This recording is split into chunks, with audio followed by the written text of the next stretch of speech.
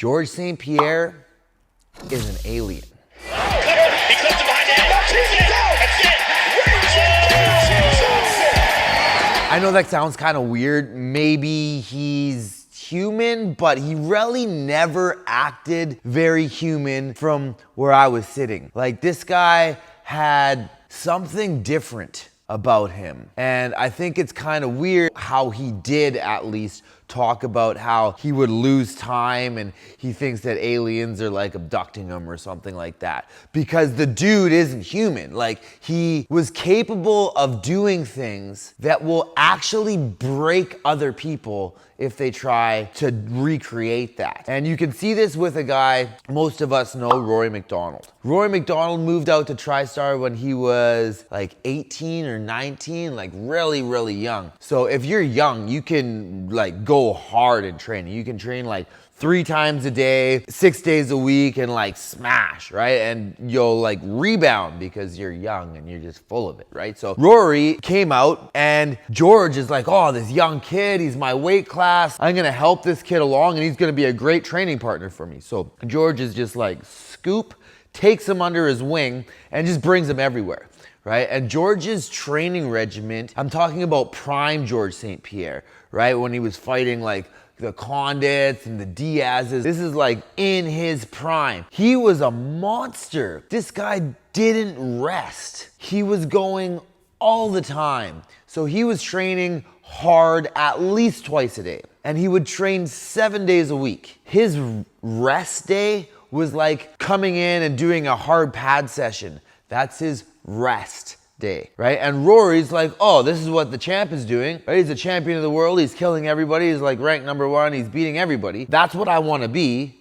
So I'm just going to do that. And it like broke his body at like 19 or 20. He's trying to keep up with Georges St-Pierre and he can't do it. Right? I don't know if anybody here has like watched these documentaries about Michael Jordan and heard these stories about this guy like staying up till like 4 o'clock in the morning, playing poker, taking everybody's money, and then going into the gym before everybody and smashing in practice and like outworking everybody while out partying everybody at the same time. Now, George is like that, right? Like, I think Michael Jordan's an alien. GSP is just like that. A lot of people don't really know this about Georges St-Pierre. You see this guy, he's like really nice because he is a super nice guy. That is like spot on. Super respectful to everybody all the time. Maybe too nice, so fans just like glom onto the guy. You have to like go and pull him out because he won't actually leave himself. You have to grab him and pull him away. Sometimes for us, it'd make me do that. Go downstairs and get George. He's stuck signing autographs. I go down and pull him up and we can get him into training. But this guy would come in after partying for who knows how long, trains, goes out to eat, and then goes and parties. Those of you that know Georges St-Pierre loves to party. And then he will come in to the training room the next day, probably not even slept yet, and just wreck the room. Like, wreck the whole room. He's sparring like 6 5-minute rounds with guys that have fights coming up, that are up and comers, that are like legit dudes. Like, Tristar at this era was crazy. Like, there would be like 40 to 50 people showing up for pro sparring. All of the best dudes in the country/world would be coming into Tristar because George is there, and like, it was just insane. Being in Tristar in that era was absolutely insane and a huge blessing. There would be a massive amount of pro fighters from all over the world, and George would come in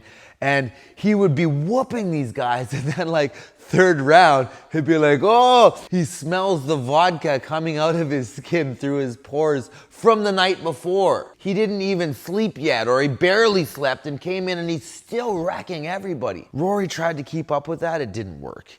Okay, it was breaking him down, and he like had to accept within himself that, okay, I can't do what he's doing. I have to do it my way. And once he figured out like how his body worked and like do that, he did phenomenally, right? Obviously, we've all seen Rory's accolades. He's a monster. George is a different animal. He's also one of the best guys to train with. Like, a lot of guys that you train with that are high level will smash you. Like, they'll wreck you. Like, they'll destroy your body. They don't care. They're there for themselves. They don't really care. George is not like that. He was so nice He's so nice, and he's also super skilled and incredibly controlled. The one guy that never hurts anybody in Tristar Gym is Georges St-Pierre. If you're sparring him, he will light you up, but he's not gonna hurt you ever. He has impeccable technique, impeccable timing, and he has incredible amounts of control, right? And because he's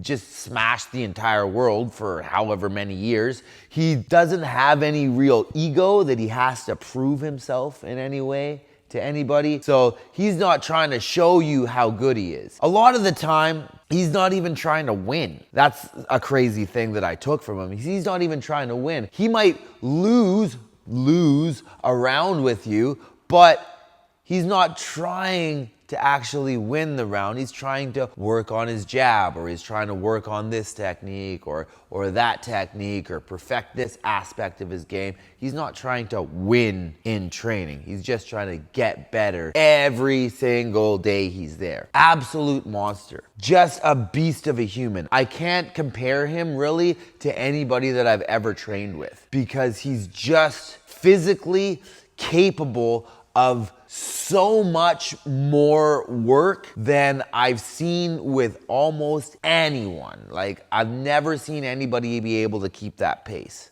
Although I do have a young fighter now that's up and coming, about to have her first fight, that seems to be capable of the same kind of work output without her body breaking down, which is pretty incredible. So she's still pretty young, so we'll see if that lasts, but really, really cool. Because obviously we saw what George did. Like, he monstered the whole world. If you're able to train more than anybody else, you're gonna get better than anybody else, right? Like, he would say that he trained Sunday because over time, right? If I'm training 6 days a week and you're training 7 days a week, that one extra hour or hour and a half that you get every single week, if we stack that over 10 years, like, you're getting almost like half a year, 8 months more of training than I would get, right? You're obviously gonna get way better than I'm gonna get, right? But the problem is, most people, if they try to do that, their body breaks. Like, if I try to do that, my body will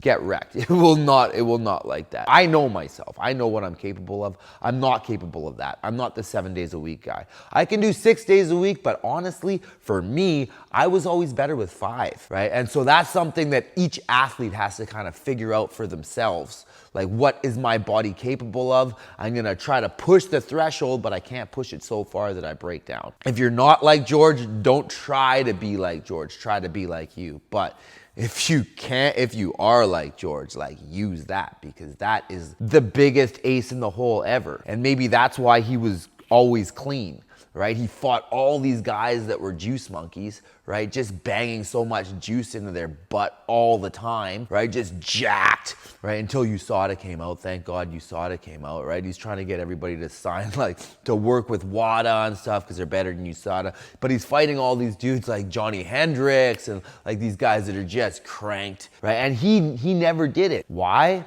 Because he's an alien, right? He doesn't need steroids. Why would you need steroids if you're not even human? It only makes sense. I don't know. That's my thoughts. Have a good day, guys. Peace out.